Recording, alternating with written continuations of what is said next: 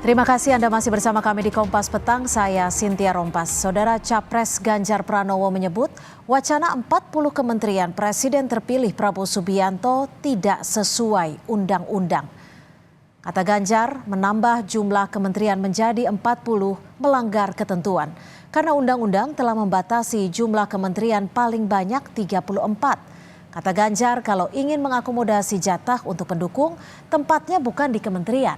Menurut Ganjar, lebih baik kabinet diisi kalangan ahli atau kabinet Zaken.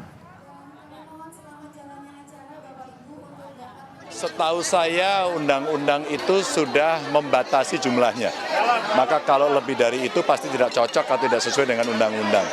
Maka yang mesti kita ingatkan bahwa dalam politik akomodasi tidak bisa kita melanggar ketentuan. Maka kalau mau mengakomodasi dari kelompok-kelompok yang sudah mendukung, tentu tempatnya tidak di situ.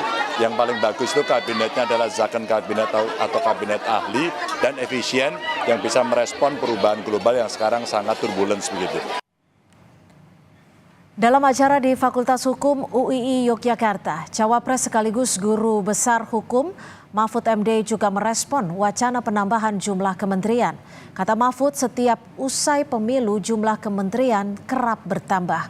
Ia khawatir semakin banyak kementerian akan semakin banyak sumber praktik korupsi. Menurut Mahfud, jumlah kementerian sebaiknya diperkecil. Kementerian koordinator juga tidak harus ada.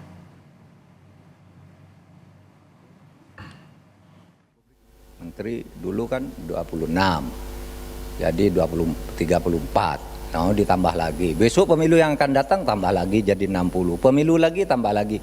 Karena kolusinya semakin meluas dan semakin minta, rusak nih negara. Yang sebenarnya sih di Amerika aja menterinya berapa tuh, cuma 14.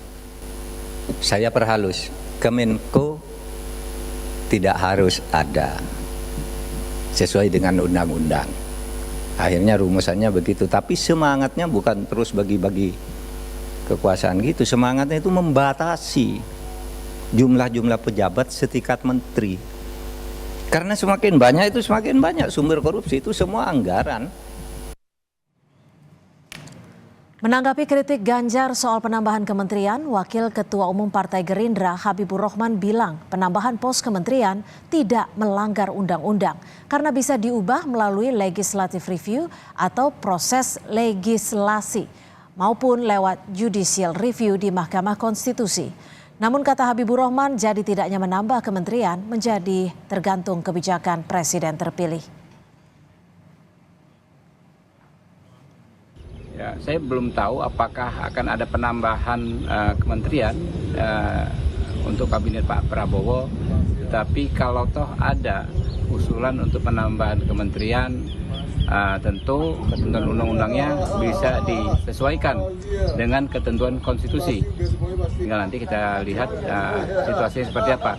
Kalau memang dirubah bisa lewat legislative review, lewat perubahan, atau mungkin juga bisa judicial review, ya, yang paham dan tahu betul kepentingan berubah atau tidaknya adalah presiden terpilih. Kita tunggu saja.